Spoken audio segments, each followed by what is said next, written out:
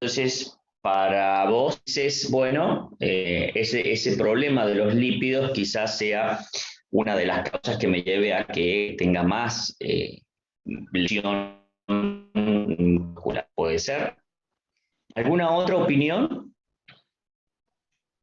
Profe, yo creo que teniendo diabetes tipo 2 sí tiene riesgo cardiovascular, por más que nada que se va a afectar a nivel de las arterias y se va a producir la aterosclerosis. La glucosa se va a ir pegando en los vasos y la pared de las arterias van a ir lesionando, produciendo trombosis o aterosclerosis. Eh, Muy general tu concepto, pero rescato algo. O sea, Patricio creo que decía recién que tenía que ver con un trastorno metabólico de los lípidos, que es real. Ahora se dice, guarda que al parecer yo lo llevaría un poco más allá de algo muy simplista como es que se pegue la glucosa, sino que qué genera, o sea, yo lo llevaría al concepto de que la hiperglucemia, porque todos tenemos glucosa en sangre, la hiperglucemia sería la que generaría algún trastorno tóxico, quizás a nivel del endotelio. O sea que empezamos a atar algunos cabos. La diabetes genera trastornos en el metabolismo de los lípidos, o digamos mejor, el metabolismo de los lípidos predispone a la diabetes, y esta diabetes o trastorno metabólico, cuando se genera la diabetes, también genera un trastorno en los lípidos, en el metabolismo de los lípidos, y también la hiperglucemia per se puede generar un trastorno a nivel endotelial, quizás, y este nivel endotelial es el que me va a generar un problema que, digamos, va a favorecer la formación quizás de placas, favorezca las placas a través de un fenómeno inflamatorio. Entonces vemos cómo la diabetes patología empieza a tener rol bastante. Bien, bien, o sea que la idea la tenemos. Ahora vamos a compartir un poquito por qué la diabetes pasa a tener un riesgo fundamental. Van a ser teóricos largos, así que yo después les voy a dar una guía de tratamiento, pero vamos a ir compartiendo algunos puntos que son los más importantes, porque así todos se van a transformar en teóricos un poco largos, así que vamos a hacer hincapié en las partes más importantes. Bien.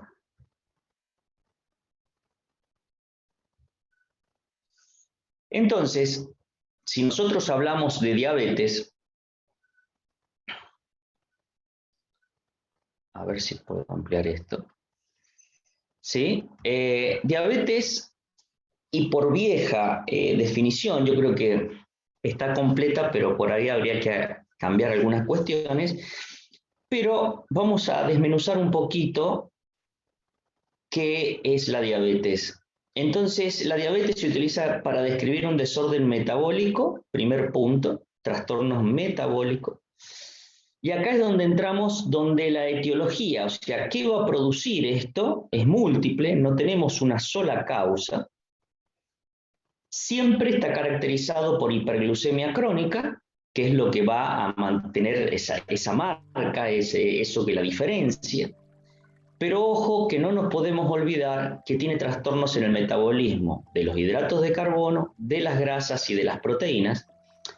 Y el defecto principal es un defecto en la secreción de la insulina, o sea, un defecto de célula beta, un defecto en la acción de la insulina, o sea, puede ser un defecto a nivel de receptor de insulina, o en ambos.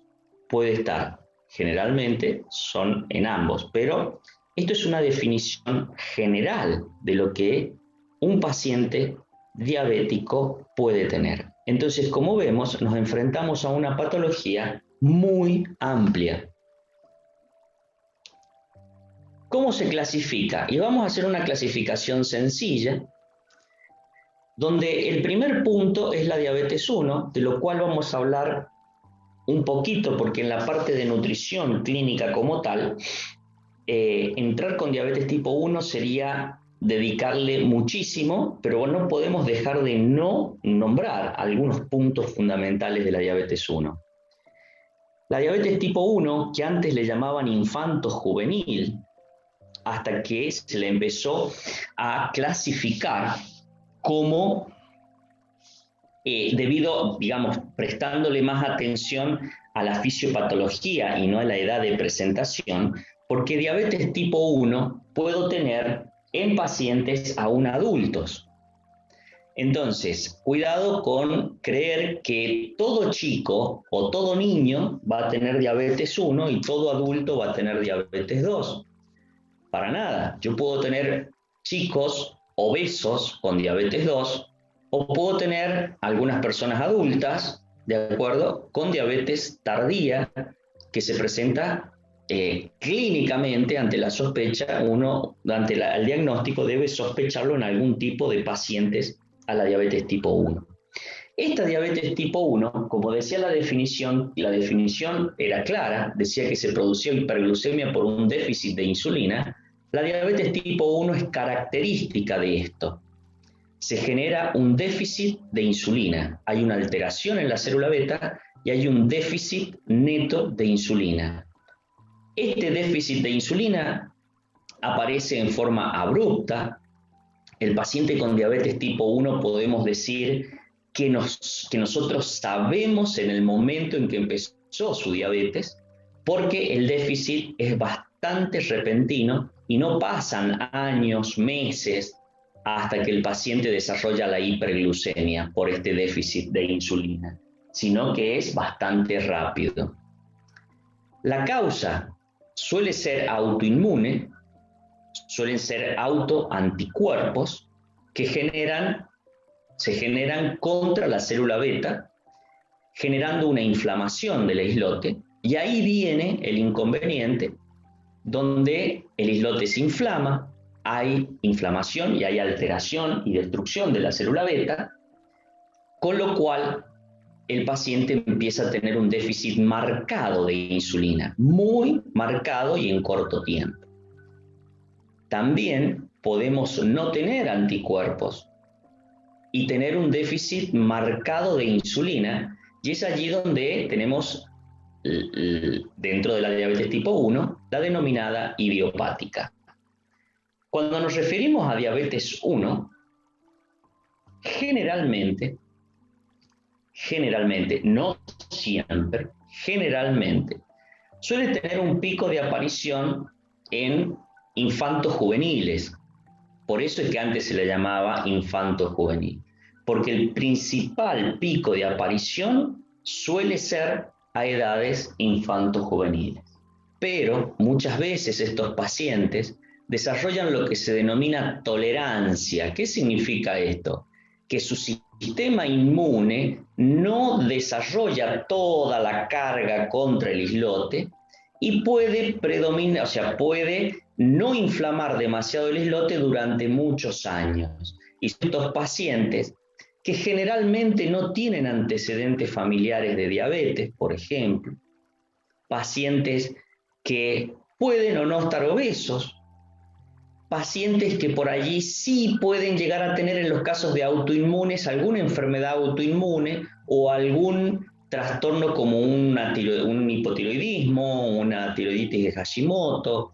O sea, y son pacientes que se presentan en forma abrupta con hiperglucemias marcadas, en cuyo caso tienen que ser insulinizados. Por ello es que son insulino dependientes. Insulino dependientes. ¿Qué quiere decir esto? Que van a necesitar la insulina para vivir.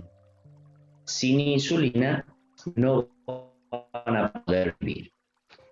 Chicos o adultos antes del descubrimiento de la insulina tiene 100 años, ¿no? No tiene una barbaridad de tiempo. Los pacientes fallecían. La diabetes tipo 1 debo sospechar, vamos a mostrarle algunos casos clínicos, pero como están focados en diabetes y riesgo cardiovascular, si bien el diabético tipo 1 tiene un riesgo cardiovascular más alto, pero nos vamos a dedicar fundamentalmente a la diabetes tipo 2. ¿Y esto por qué? Porque la diabetes tipo 2 abarca un 95, un poquito más, de todos los pacientes con diabetes. Y entre un 3 a un 5% de todos los diabéticos son diabéticos tipo 1. Entonces, ustedes, ante la presencia de un paciente relativamente joven que viene perdiendo mucho peso, que no tiene antecedentes familiares de diabetes, que nunca fue muy obeso, por ejemplo, y que viene con una hiperglucemia marcada de rápida aparición, sospechen diabetes tipo 1. En la gran mayoría vamos a ver lo que es fisiopatología de la diabetes tipo 2, porque la diabetes tipo 2 abarca un 95% de todos los diabéticos. Y un porcentaje muy pequeño es de otros tipos de diabetes. Y me hubiera gustado, si el tiempo hubiera dado, de hablar de diabetes gestacional, porque es una parte interesantísima de estas mujeres que por allí desarrollan diabetes en el embarazo. Se hace un diagnóstico tardío y se influye epigenéticamente en su bebé por el ambiente hiperglucémico intrauterino, pero si acaso daremos algunos puntos durante la descripción de la diabetes 2. Entonces, como primer punto fundamental, tener en cuenta la principal división, que es diabetes tipo 1, abrupta caída de insulina, acá no hay resistencia, hay una disminución marcada y rápida de la secreción de insulina, son insulinodependientes para toda su vida, y en algún momento en el tratamiento podemos hablar dos palabras de cómo se haría la insulinoterapia en este tipo de pacientes. Vuelvo a insistir, los vamos a dedicar a diabetes 2 porque es el 95%, porque la diabetes 2 marca perfectamente un riesgo cardiovascular y vamos a ver por qué lo marca. Y no nos vamos a olvidar de la gestacional, que pareciera que predispone ese ambiente intrauterino a que este bebé a futuro, si tuvo un embarazo muy mal controlado, va a ir marcando esos genes que se van a expresar posteriormente y van a ser chicos macrosómicos o chicos de muy bajo peso que a futuro pueden desarrollar obesidad y diabetes. Fíjense qué interesante poder hacer un diagnóstico precoz en una mamá para que no tenga diabetes gestacional, o si la tiene, poder tratarla y descubrirla a tiempo.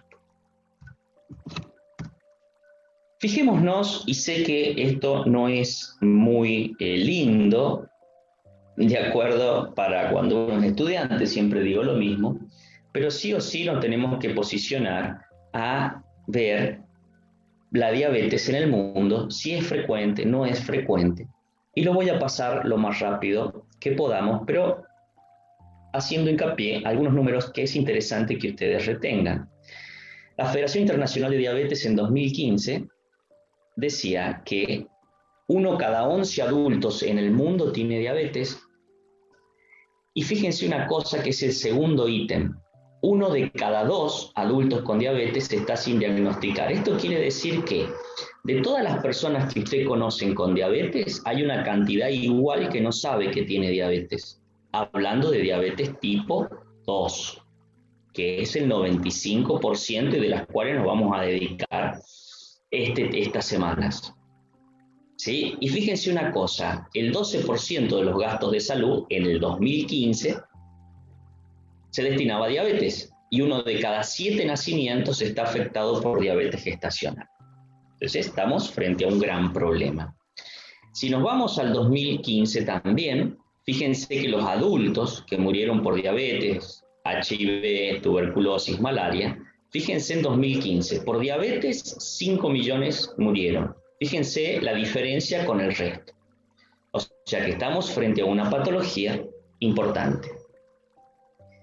Bien, ¿qué pasó en 2017?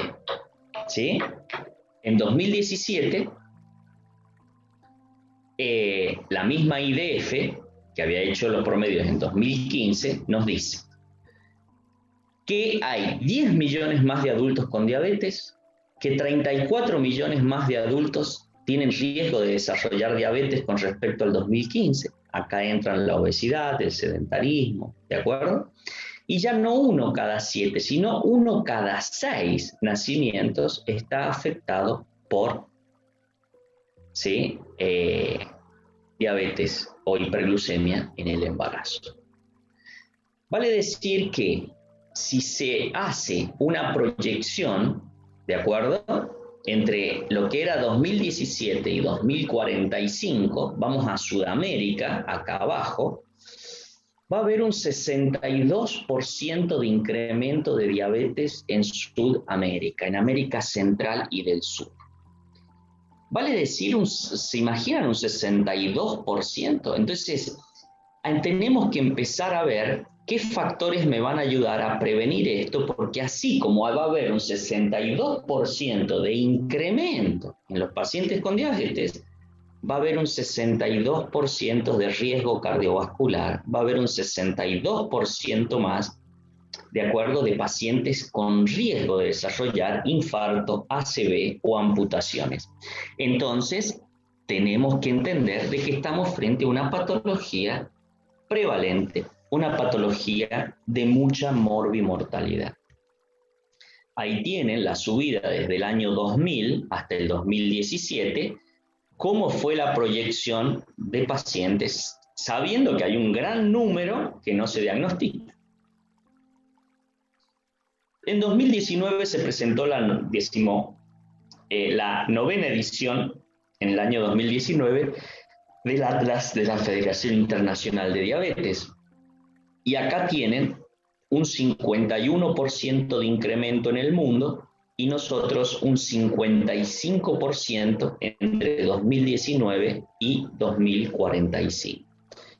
Tenemos que hacer algo, chicos, con esto. 1 cada 11 adultos tiene diabetes en el mundo. Y fíjense esto, 3 de cada 4 personas con diabetes viven en países de ingresos bajos y medios, o sea que a nosotros nos pega de lleno. Seguimos con 1 de cada 6 nacimientos está afectado por hiperglucemia y el 84% de estos casos son diabetes gestacional. O sea, estamos frente a un problema importante, pero quiero agregar algo y este ítem lo tienen que tener en cuenta. 1 de cada 2 adultos con diabetes no se diagnostica. Entonces, chicos, por favor, si nosotros no diagnosticamos, no sabemos lo que buscamos, entonces no podemos tener pacientes con todos los factores de riesgo y palmearles la espalda y decirles, tienen un poquito alterada la glucosa. Por favor, deben diagnosticarse rápidamente y poner en tratamiento rápidamente, porque no solamente estamos mejorando su glucemia, estamos previniendo eventos cardiovasculares futuros. Y quiero dejar en claro este último ítem que se llama intolerancia a la glucosa. ¿Alguien me puede decir a qué le llamamos intolerancia a la glucosa?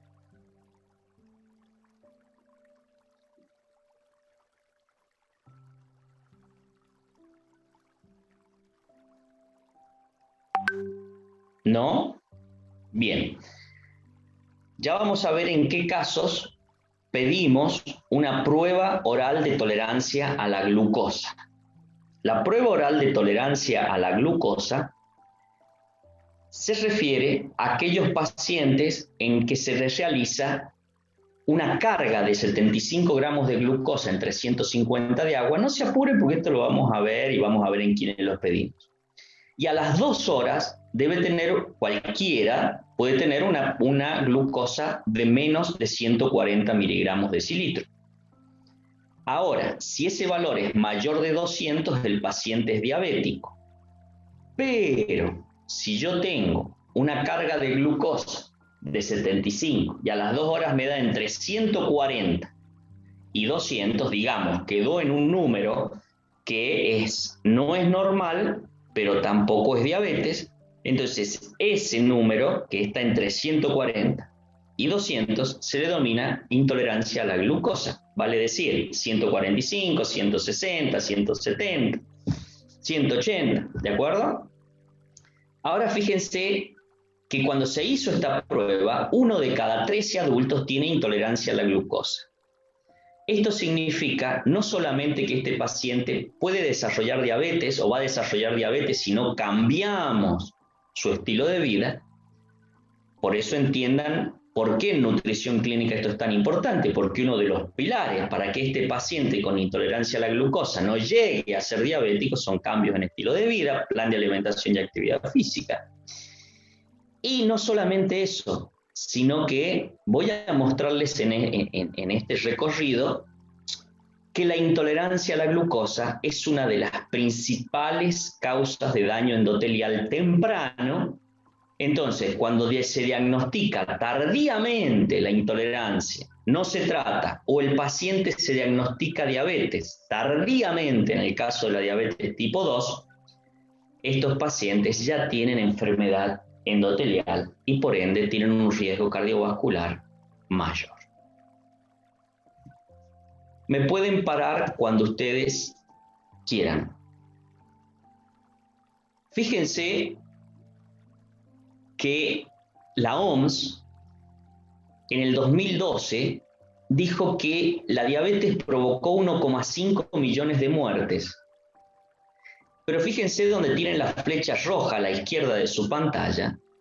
¿Qué dice la OMS? Un nivel de glucosa superior en sangre al deseable, quiere decir estos valores que no son diabetes, pero no son normales, como la intolerancia a la glucosa, provocó otros 2,2 millones de muertes al incrementar el riesgo cardiovascular. Entonces, la diabetes por sí sola ya nos está marcando que aumenta el riesgo cardiovascular aún con niveles de glucosa no tan elevados.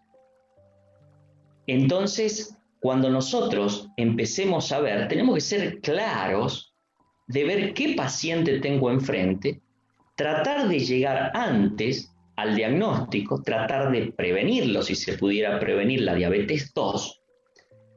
Y obviamente que si el paciente lo encuentro en esta etapa de riesgo de ser diabético, porque tiene valores que no son normales, pero tampoco están en riesgo de diabetes, en rango, perdón, de diabético, tener que ver qué estrategias puedo implementar para retrasar el diagnóstico y estoy retrasando el riesgo cardiovascular. Y entonces les muestro estudios, un estudio viejito, pero la verdad que bastante interesante, donde se midió la mortalidad por enfermedad coronaria en pacientes con diabetes tipo 2. ¿Qué midieron esta gente? ¿Qué estaban midiendo? Vamos a tratar de interpretar el cuadro. Fíjense una cosa, ¿qué se midió? Estamos hablando de mortalidad. Estoy hablando acá, a ver si puedo tener el puntero. Mortalidad, ¿de acuerdo? Porcentaje de mortalidad. Y de acá abajo tengo pacientes no diabéticos que no tuvieron infarto y pacientes no diabéticos que sí tenían un infarto. Entonces, fíjense, pacientes no diabéticos, las primeras dos columnas que tienen a la izquierda. Si el paciente no tenía diabetes y no había tenido un infarto, la mortalidad 3,5. Si el paciente no diabético tuvo un infarto previo, la mortalidad subía al 18,8. O sea que estas dos primeras columnas nos informan de que si un paciente tiene un infarto agudo de miocardio, tiene más riesgo de morir que uno que no lo tuvo. Obvio, está todo bárbaro. Vamos a las dos últimas columnas. Si el paciente tiene diabetes, pero no tuvo un infarto, vuelvo a repetir, el paciente tiene diabetes, es diabético, pero no tuvo un infarto, fallece más 20% de mortalidad que un paciente no diabético que tuvo un infarto. Vale decir que si yo recibo un paciente en mi consultorio y el paciente viene y me dice, mire, yo tuve un infarto hace una semana, estuve internado, y gracias a Dios me recuperé, ese paciente yo me empiezo a preocupar porque digo, la flauta, es un paciente que ya tuvo un infarto, ya tiene un daño miocárdico, hay que cuidarlo mucho, ya entro en prevención secundaria, porque, ¿se acuerdan? Tengo que ser agresivo, porque ya tuvo un evento, con el tratamiento no me deben quedar puntos a tratar, porque este paciente tiene un riesgo elevado de mortalidad, otro infarto, ¿de acuerdo? Va a ser complicado. Y sin embargo, cuando yo miro a un paciente diabético, no me entra en la cabeza esto, de que tiene más riesgo de mortalidad que el paciente que no tenía diabetes y ya tuvo un infarto. Sin embargo, yo estoy muy tranquilo, lo voy llevando de a poco y muchas veces tenemos que ver la forma de controlar a este paciente o de llegar antes. Y fíjense la última columna. Si el paciente tiene diabetes y tuvo un infarto, obviamente, casi el 50% de mortalidad, ¿no? Entonces, por eso es que cuando mirábamos el riesgo cardiovascular, decíamos, ¿es mujer u hombre? Y decíamos, ¿tiene diabetes o no tiene diabetes? Porque la diabetes realmente marca un riesgo cardiovascular importante. ¿Y por qué? A grosso modo, esto no se lo puse para entrar en detalle, pero ¿por qué o la diabetes generaría peor pronóstico en nuestros pacientes? ¿Por qué será? Y hay varios puntos. Un punto, como pueden ver, al parecer los triglicéridos elevados afectarían el remodelado de la hipertrofia miocárdica. Estoy hablando de cambios estructurales en el miocardiocito. La fibrosis colágena también alteraría el remodelado. También los ACE. Los ACE son productos avanzados de glicosilación, son productos que se glucosilaron y quedan como desechos realmente tóxicos que favorece la alteración o el remodelado miocárdico y por el otro lado afectan la microangiopatía. Entonces, tengo un corazón que se comienza a endurecer, digamos, a generar una rigidez por la glucosilación de las fibras de colágeno, generando mayor fibrosis, alteración de la microperfusión, dándome una disfunción diastólica, una insuficiencia cardíaca por allí diastólica, y con este trastorno de remodelado, con esta hipertrofia que me suele generar, también me puede llegar a generar dilatación auricular, que lo podemos ver a nivel de electrocardiograma, y por qué no fibrilación auricular. Esto no es necesario, chicos, que ustedes se aprendan todo esto, simplemente es tener un pantallazo de decir la flauta, la diabetes como tal, como decían ustedes mismos, una dislipemia heterogénica me altera el endotelio, pero también cuando hablamos de infarto agudo de miocardio, hay una alteración en el miocardiocito, en el propio músculo cardíaco.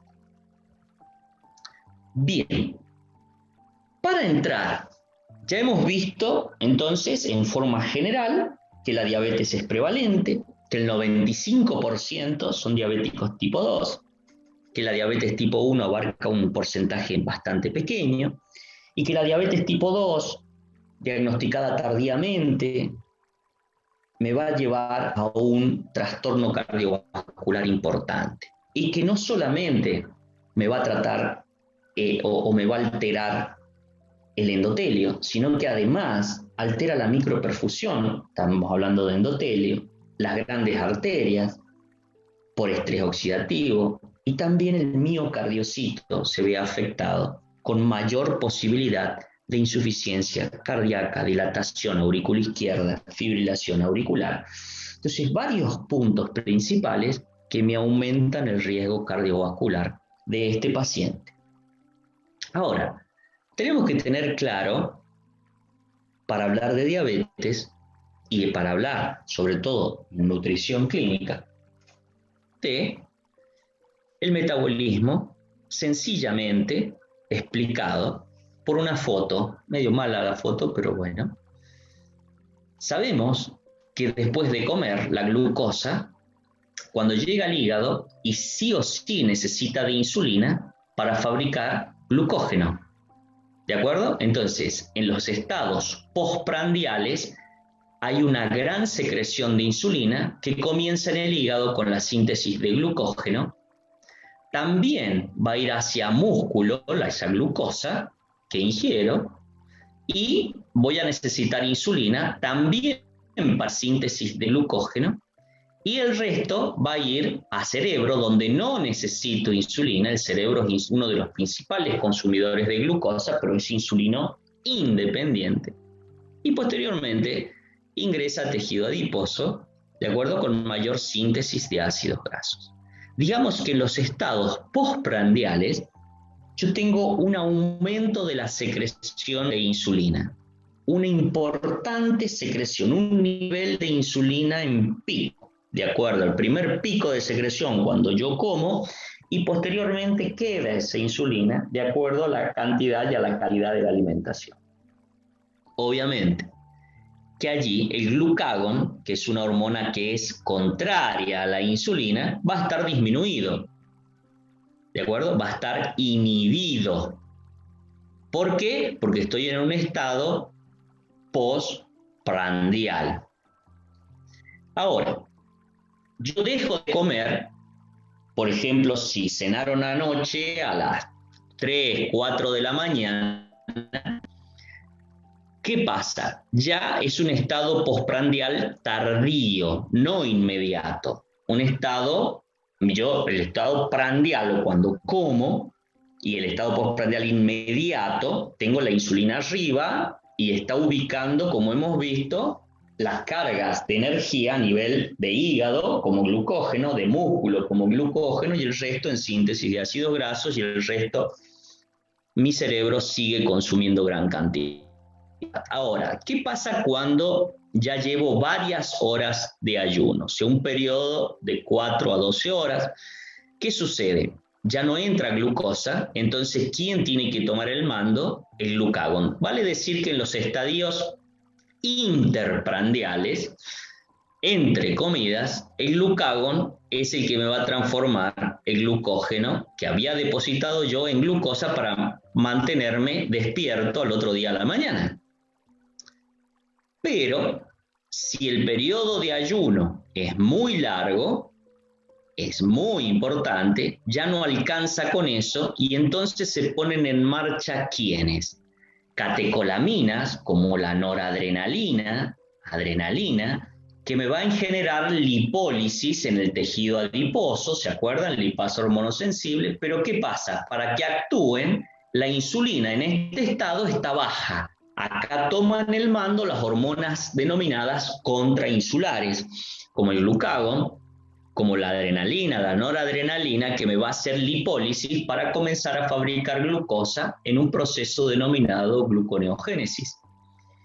De nuevo, nuevos sustratos para fabricar glucosa, y lo mismo sucede que estos ácidos grasos van a darle al tejido muscular también su energía, pero también va a llegar el momento en que el cortisol me puede generar proteólisis también para un proceso gluconeogénico. El primero es los ácidos grasos, ¿de acuerdo? Ahora, ¿qué sucede? Acá los ácidos grasos también le están dando energía a nivel muscular. En ese estado, digamos, interprandial, pero es un estado de ayuno demasiado prolongado, muy prolongado, ¿sí? nosotros generalmente no llegamos a este estado porque cuando ya llevamos varias horas de ayuno, la adrenalina, la noradrenalina nos hacen poner temblorosos, sudorosos, de mal humor, ¿de acuerdo? Hasta que comemos, obviamente. Dicho esto, vamos a ver, eso sería lo normal, ¿no?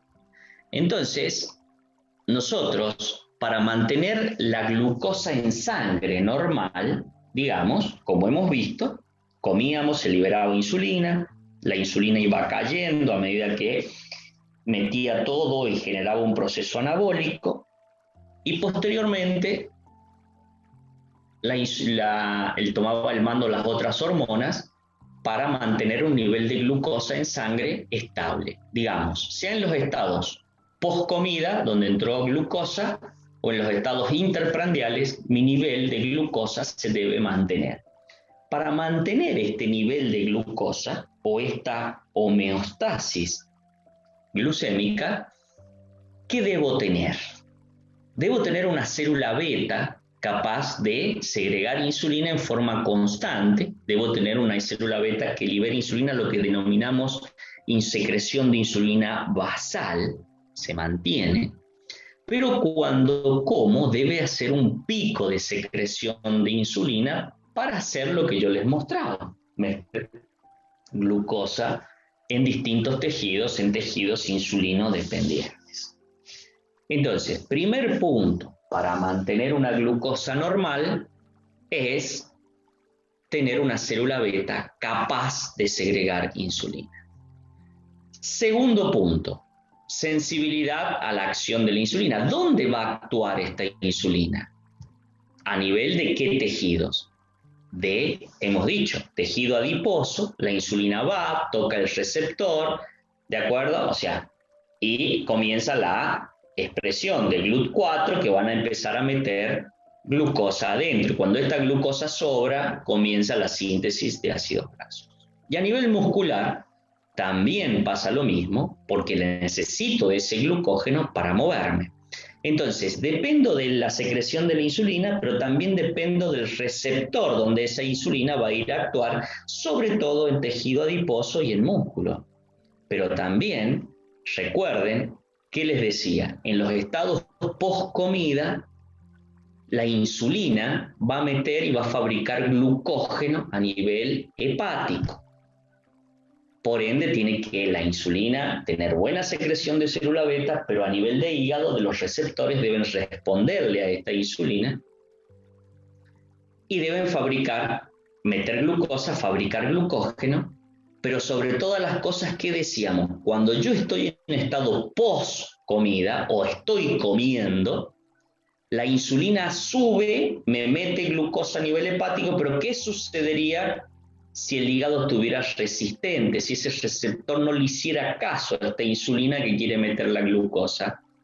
En ese caso, el glucagón seguiría haciendo efecto y estaríamos en problemas. Por eso es que yo en los estados donde como, sube la insulina y bajan las contrainsulares. Ahora, en los estados de ayuno, la insulina va cayendo y las otras suben para sacar la glucosa que se guardó en un primer momento o hacer gluconeogénesis con ácidos grasos. Entonces, la sensibilidad que le decimos nosotros del hígado a la insulina debe estar bien ordenadita, no debe estar cambiada, no debe estar resistente ese receptor. Entonces, la célula beta parte con insulina, receptores en tejido muscular y adiposo adecuados, sensibles, y receptor hepático sensible, para que el hígado no me produzca glucosa a montones. Entonces, con estos 3 puntos, nosotros tenemos claro que vamos a mantener niveles de glucemia aceptables. Vuelvo a insistir, acá tengo los 3. Hablamos de disminución de secreción de insulina cuando la célula beta no es capaz de liberar buena secreción de insulina. Vamos a generar, estábamos diciendo, para la homeostasis necesita buena secreción. Si hay disminución, estoy listo, hiperglucemia. ¿Qué pasa si los receptores a nivel de tejido adiposo o receptores a nivel de tejido adiposo o receptores a nivel de tejido muscular están resistentes a la insulina? ¿Qué pasará? Y no voy a poder meter la glucosa. Entonces va a haber una tendencia a la hiperglucemia. Y si el hígado en estados post comida es resistente a la insulina, va a seguir haciendo gluconeogénesis o glucogenólisis si tenía glucosa, me va a favorecer la hiperglucemia. Estos son varios los mayores los puntos, que ya vamos a discutir algunos, pero la mayor parte de la fisiopatología pasa por estos tres puntos. Una disminución de la secreción de insulina, una resistencia a la insulina, ¿de acuerdo? Los dos puntos claves para que aparezca esta patología en diabetes 2. Y esto es lo que yo les decía, 90 al 95% de las personas con diabetes tienen diabetes 2, hay una insensibilidad a la insulina, lo que le acabo de decir, una resistencia en los tejidos periféricos o una deficiencia relativa, o sea, puede estar hiperinsulinémico, pero no le alcanza para meter glucosa dentro de la célula. La obesidad o sobrepeso son los que favorecen esta resistencia insulínica. La obesidad y el sobrepeso, digamos que hacen que el paciente tenga que duplicar o triplicar su secreción de insulina para vencer esa resistencia dada por la obesidad, y si no puede, porque el páncreas no puede segregar esa insulina, estaríamos en riesgo de hiperglucemia. Y acá hay un dato que quiero destacar, que es que las complicaciones a menudo ya están en el momento del diagnóstico. Y ustedes dirán, che, pero ¿cómo? Yo diagnostico diabetes y ya tiene complicaciones. Sí, porque la diagnosticamos tarde. Y cuando terminemos este ciclo de charlas, vamos a explicar por qué se diagnostica tarde y por qué mi intención es ir más bien despacio, pero dejando puntos claves y claros para que cuando ustedes clínicamente tengan un paciente con riesgo, lo estudien y lo diagnostiquen precozmente, porque realmente le están salvando la vida.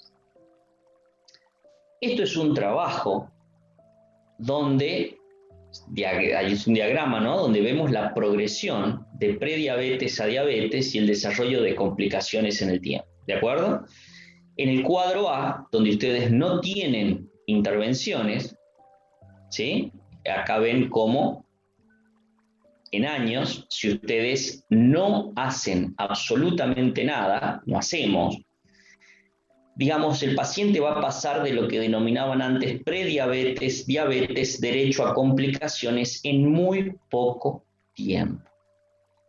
Fíjense si ustedes cambian un poquito la historia y generan un plan de actividad física y alimentación. Por eso esto es nutrición clínica, o sea, ver cómo nosotros vamos a prevenir la obesidad, sobre todo. Fíjense que mientras ustedes intervienen, hay una desaceleración de esta flecha que iba derecho a complicaciones y la puedo mantener en el tiempo. Ahora, cuando dejo de hacer esto, obviamente el riesgo aparece.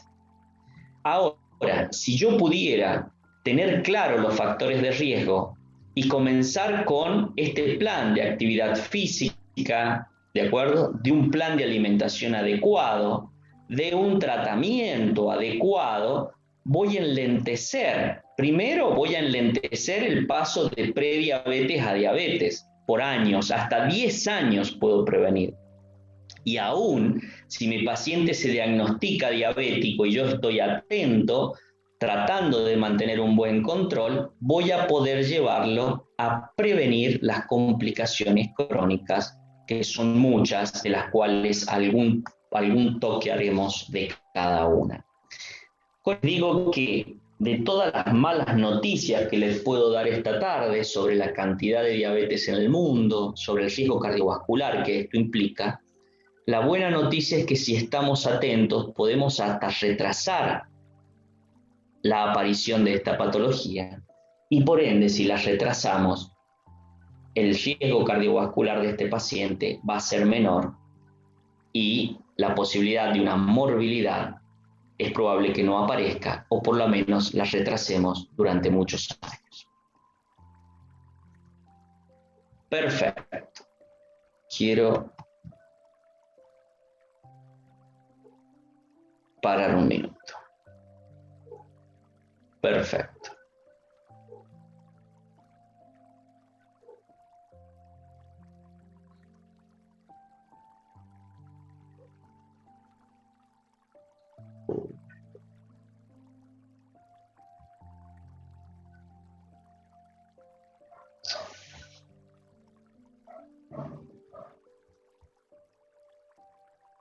Hola chicos, ¿me escuchan o se me cortó el internet?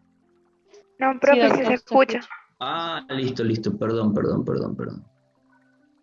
Bueno, vamos a ver chicos, cuéntenme ahora, ¿alguna pregunta? ¿Alguna? Doctor, disculpe, yo Sí. tengo una consulta. ¿Por qué algunos doctores cuando por ahí yo fui acompañante de personas que son diabéticas, ¿vio? Y voy a Ajá. consultorio como acompañante, o por ahí está teniendo conocimiento de medicina, usted dice prediabetes? ¿Por qué algunos doctores dicen, a ver, espera, no existe la prediabetes, o qué es para vos la prediabetes? Eh, ¿A qué se refiere? ¿Por qué dice eso? O no entiendo por qué no, si yo pienso que, no sé, ¿usted me puede explicar eso? Sí, es muy linda pregunta. Mira, básicamente la prediabetes se la denominó a aquellos pacientes que tenían esta glucemia que yo te decía, una glucemia que estaba en valores en ayunas, que vos le denominás glucosa alterada en ayunas. Entonces, ese paciente que tiene factores de riesgo, está entre 100 y 126, y el paciente, como les expliqué recién, que tenía una intolerancia a la glucosa, que estaba en periodos post-prueba de tolerancia, entre 140 y 200. Entonces, ese paciente, denominado categoría de riesgo, hay muchas sociedades científicas que lo catalogan como paciente de riesgo o categorías de riesgo. Pero hay otras sociedades científicas que le llamaron prediabetes. ¿Por qué las sociedades científicas le llamaron algunas prediabetes y otras solo categorías de riesgo? La gente que dice prediabetes dice que estos pacientes van a evolucionar a diabetes 2. Los pacientes que no quieren llamar prediabetes es porque dicen que no todos los pacientes pueden evolucionar a diabetes 2. Hay algunos que no evolucionarían a diabetes 2, entonces llamarlo prediabetes no sería correcto. Entonces, te digo que estamos, doctora, en tu pregunta, yo te diría que lo que nosotros debemos ver, le llamemos prediabetes o le llamemos categoría de riesgo, lo que nosotros debemos pensar es que aún en este paciente con categoría de riesgo o prediabetes, no nos olvidemos que si nosotros no actuamos, el paciente va a ir a un inconveniente no solamente de complicaciones microvasculares, retinopatía, nefropatía, neuropatía, sí que son bastante, generan mucha morbilidad, sino que este paciente ya está haciendo daño cardiovascular, ya está haciendo daño endotelial. Entonces, yo te diría que el hecho del enunciado, en conclusión, prediabetes o categoría de riesgo, que se refiere a lo mismo, no importa cómo lo llames, es muy importante que lo diagnostiques y que le hagas ver al paciente que hay que salir de ese estado. porque vas a retrasar la aparición de diabetes si es que vas a hacer diabetes, que la mayoría va a desarrollar diabetes. Ahora, hay que salir de ese estado y hay que estar atentos, porque si no lo diagnosticamos, no lo vemos, no actuamos, el paciente a la larga puede desarrollar diabetes, sí, pero ya está haciendo daño endotelial si tiene una intolerancia a la glucosa. Y si tiene glucosa alterada en ayuna más intolerancia a la glucosa, el riesgo tanto cardiovascular como de ser diabético a futuro es mayor. ¿Te pude contestar? Sí, doctor, muchas gracias. Perfecto. ¿Alguna otra pregunta, chicos?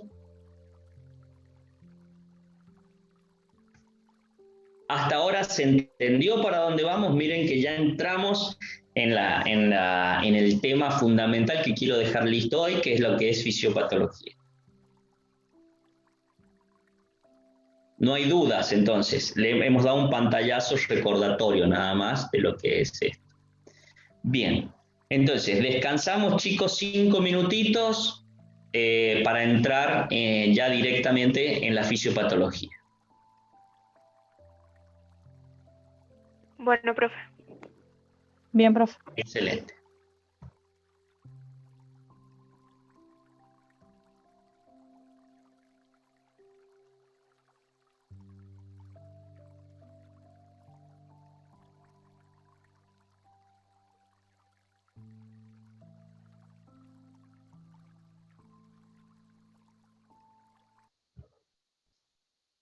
No se mareen con esta diapo, solamente vamos a ir viendo qué alteraciones tendríamos, y esta diapo en realidad me gusta mucho porque cuando veamos de qué manera vamos a tratar a nuestro paciente, está bueno tener en cuenta 2 o 3 ítems que tenga con esta diapo.